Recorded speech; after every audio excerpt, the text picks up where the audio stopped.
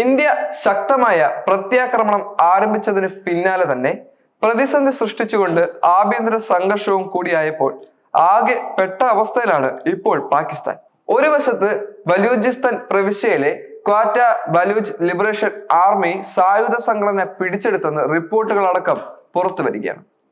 ചൊവ്വാഴ്ച BLA നടത്തിയ ആക്രമണത്തിൽ 10 പാക് സൈനികരാണ് കൊല്ലപ്പെട്ടത്. ബലൂച്ച് വിമോചന പോരാട്ടം അടിച്ചമർത്താൻ പാകിസ്ഥാൻ ഏറെക്കാലമായി ശ്രമിച്ചു വരികയാണ്. ഇപ്പോൾ പാകിസ്ഥാന്റെ പ്രകോപനത്തിന് ഇന്ത്യ ശക്തമായ രീതിയിൽ തന്നെ തിരിച്ചടിക്കുകയും ചെയ്തു. അതിൽ ആരംഭിച്ചതിന് തൊട്ടു പിന്നാലെ തന്നെ ക്വറ്റയിൽ BLAയും ആക്രമണവും കടുപ്പിച്ചിരിക്കുകയാണ്. മുൻ പ്രധാനമന്ത്രിയായ ഇമ്രാൻഖാന്റെ തെഹ്രീക്കെ ഇൻസാഫ് പാർട്ടി പ്രവർത്തകർ സർക്കാരിനെതിരെ തെരുവിലിറങ്ങി. പാകിസ്ഥാനിൽ ഇന്ത്യ കനത്ത തിരിച്ചടി നടത്തുന്നതിനിടെ ലാഹോറിലാണ് തെഹ്രീക്കെ ഇൻസാഫ് പാർട്ടി പ്രവർത്തകർ തെരുവിലിറങ്ങുന്നത്. ഇമ്രാൻഖാനെ മോചിപ്പിക്കണം എന്നാണ് ആവശ്യങ്ങൾ ഉന്നയിക്കുന്നത്. ഇന്ത്യയുടെ മിസൈലുകളും പാകിസ്ഥാന്റെ തലസ്ഥാന നഗരമായ ഇസ്ലാമാബാദിൽ അടക്കം വീണുവെന്നും പുറത്തുവരുന്ന റിപ്പോർട്ടുകൾ സൂചിപ്പിക്കുന്നു.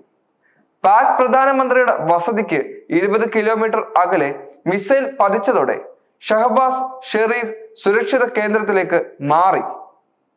പാകിസ്ഥാൻ പ്രധാനമന്ത്രി ഒളിച്ചോടിയപ്പോൾ ഇന്ത്യൻ സൈന്യത്തിന്റെ കീഴിൽ വിശ്വസിച്ച വലിയ ആത്മവിശ്വാസത്തിലാണ് കശ്മീരി ജനതയും. ഇപ്പോൾ കശ്മീർ മുഖ്യമന്ത്രി ഒമർ അബ്ദുള്ള റോഡ് മാർഗമാണ് ജമ്മുവിലേക്ക് യാത്ര തിരിച്ചിരിക്കുന്നത്. ഇന്നലെ രാത്രി നടന്ന ഡ്രോൺ ആക്രമണത്തെ ഇന്ത്യ പ്രതിരോധിക്കുകയും ചെയ്തു. ഇന്നലെ രാത്രി മുതൽ ജമ്മു കാശ്മീരിലടക്കം അതിർത്തി മേഖലയിൽ പാകിസ്ഥാൻ നടത്തിയ അക്രമ ശ്രമങ്ങൾ വിജയകരമായി നേരിട്ടെന്നും ഇന്ത്യ അറിയിച്ചു. ഇന്ത്യൻ സൈനിക ക്യാമ്പുകൾക്ക് നേരെ നടന്ന പാക് ഡ്രോൺ മിസൈൽ ആക്രമണത്തെ വ്യോമ പ്രതിരോധ സംവിധാനം ഉപയോഗിച്ചുകൊണ്ട് തകർത്തുവെന്നും അധികൃതർ അറിയിച്ചിട്ടുണ്ട്. ആക്രമണം രാത്രി ഉടനീളം തുടർന്നുവെന്നും നിയന്ത്രണ രേഖയിൽ സ്ഫോടന ശബ്ദം തുടർന്നുവെന്നും അധികൃതർ വ്യക്തമാക്കി. നാവികസേന ആക്രമിച്ചെന്ന വാർത്തയ്ക്ക് അടിസ്ഥാനമില്ല എന്നും രാജ്യത്തെ വിമാനത്താവളങ്ങൾക്കുള്ള ജാഗ്രതാ നിർദ്ദേശം തുടരുകയാണെന്നും അധികൃതർ അറിയിച്ചിട്ടുണ്ട്. സൈന്യത്തിന്റെ ഇതുവരെയുള്ള നടപടികളടക്കം ഇന്ന് രാവിലെ 10-ന് വാർത്താ സമ്മേളനത്തിലൂടെ വിദേശകാര്യ മന്ത്രാലയം വിശദീകരിച്ചു. വിദേശ പ്രതിരോധ മന്ത്രാലയങ്ങളുടെ സംയുക്ത വാർത്താ സമ്മേളനത്തിലായിരിക്കും നടപടികൾ വിശദീകരിക്കുക. പാകിസ്ഥാൻ ആക്രമണം തുടങ്ങിയതിന് പിന്നാലെ രാജ്യ തലസ്ഥാനത്ത് നിർണായക കൂടിക്കാഴ്ചകളും നടന്നിട്ടുണ്ട്. പ്രധാനമന്ത്രി നരേന്ദ്രമോദിയുമായി ദേശീയ സുരക്ഷാ ഉപദേഷ്ടാവ് കൂടിക്കാഴ്ച നടത്തി. പ്രതിരോധ മന്ത്രി രാജ്നാഥ് സിംഗ് സേനാ മേധാവിമാരുമായും ചർച്ചകൾ നടത്തി. അതേസമയം ഇന്ന് പുലർച്ചെ ജമ്മു നഗരത്തിലും പുഞ്ചിലെ അതിർത്തി ഗ്രാമങ്ങളിലും പാകിസ്ഥാന്റെ ആക്രമണ ശ്രമം നടക്കുകയും ചെയ്തിട്ടുണ്ട്. പാകിസ്ഥാന്റെ ഡ്രോൺ ആക്രമണവും സൈന്യം തകർത്തു.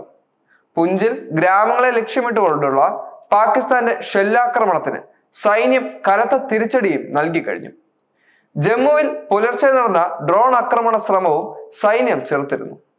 ഉറിയിൽ ഇന്നലെ രാത്രിയുണ്ടായ കനത്ത ഷെല്ലാക്രമണത്തിൽ ഒരു യുവതി കൊല്ലപ്പെട്ടു, ഒരാൾക്ക് പരിക്കേറ്റു.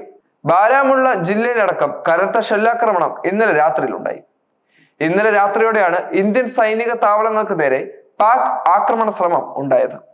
ശ്രീനഗർ, പത്താൻകോട്ട്, ജയ്സൽമീർ സൈനിക താവളങ്ങൾ ലക്ഷ്യമിട്ടുള്ള ആക്രമണം ഫലപ്രദമായി പ്രതിരോധിച്ചെന്നാണ് സൈന്യം വ്യക്തമാക്കുന്നത്.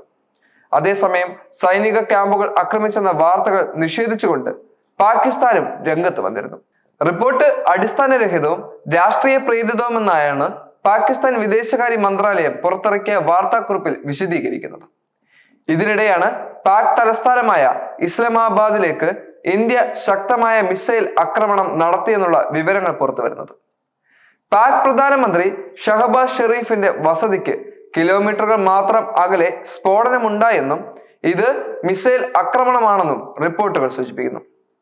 ഷെരീഫിനെ വസതിയിൽ നിന്നും സുരക്ഷിത സ്ഥാനത്തേക്ക് മാറ്റിയെന്നാണ് ഇപ്പോൾ ലഭിക്കുന്ന വിവരങ്ങൾ. കനത്ത പ്രഹരമാണ് കഴിഞ്ഞ ദിവസം പാകിസ്ഥാനേറ്റത്. ശക്തമായി പ്രതിരോധിക്കാൻ ശ്രമിച്ച പാകിസ്ഥാനെ ഇല്ലാതാക്കാൻ ഇന്ത്യൻ സേനയ്ക്ക് സാധിക്കും. എന്നാൽ തീവ്രവാദികളെ മാത്രം ലക്ഷ്യവെച്ചുകൊണ്ടുള്ള ആക്രമണമാണ് ഇന്ത്യ നടത്തിയത്. അതുകൊണ്ട് തന്നെ അവിടുത്തെ സാധാരണക്കാരെ കൊല്ലാൻ ഒരിക്കലും ഇന്ത്യൻ സേനയ്ക്ക് സാധിച്ചില്ല.